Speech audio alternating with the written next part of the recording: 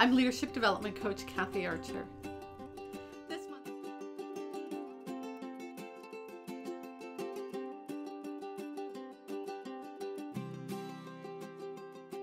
This month I'm talking to you about the core sort of messages that I use when I am training individuals and teams and working with organizations. I talk to you about leading your way, figuring out who you are and leading from that place, leading from your heart, making sure that you've connected with that part of you that speaks to you through compassion and passion. I talked to you last week about leading with purpose, knowing what's the point, why are you here and what are you doing? And today I want to add the sort of last layer here, and that is leading with self-reflection. When individuals take time to look at themselves, look at how they're leading, how they're showing up, the impact that they're having, they are able to grow their leadership to a level that is actually quite amazing. But what it takes is it takes some time to think, it takes some time to reflect. There are a number of ways that you can do this. One of the simplest ways that I remember interviewing a leader a couple years ago, and he said, I would put my feet up on the desk and I would lean back and I would just sit there for 10 or 15 minutes. Now, probably not what we want to walk into all the time and find, but the truth is that's kind of what it's like.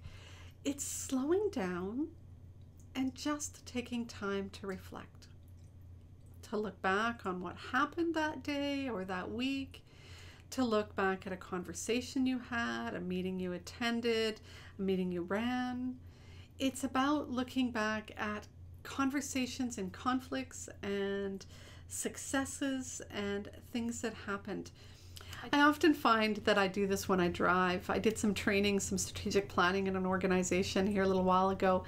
And, I had the opportunity of a couple-hour drive home, and it gave me opportunity to reflect on what went well, what I really enjoyed, how I seen the organization respond, what I would do differently, what I would change. And it allows me to sort of get better at what I'm doing. One of the greatest ways of reflecting is journaling and writing. I have encouraged people for years to actually journal both at home and at the office. When you're struggling with a problem and you're struggling with the staff or a challenge or a decision that you've got to make, and you know how it kind of goes around and around in your head, and it really literally goes around and around and you can't sort of do it. Sometimes the act of writing it down. So what I encourage people to do is write the question out. What do I do with this person? How do I make this decision? What's the decision I make? Whatever the sort of question is that you have to sort of answer, and start writing. Just write. Don't judge what you write. Don't evaluate what you write. Don't control what you do or don't write. Just write, and you'll be amazed to see what comes out of that. There's a ton of knowledge in here and in here that we have that we don't access very often. And when we allow ourselves to reflect, when we allow ourselves to journal, sometimes that information comes out. So take some time every day. Whether it's at home in the morning and the evening, whether you schedule 15 minutes a day at the office, whether you do it when you're driving, but take time every day to reflect on where you are, how things went, how you want to improve, acknowledge your successes, and just keep growing constantly. So take time to reflect. Take time every day to sit down and look at what happened, how it happened, what the impact was, and the direction you're going and what you need to do to get there.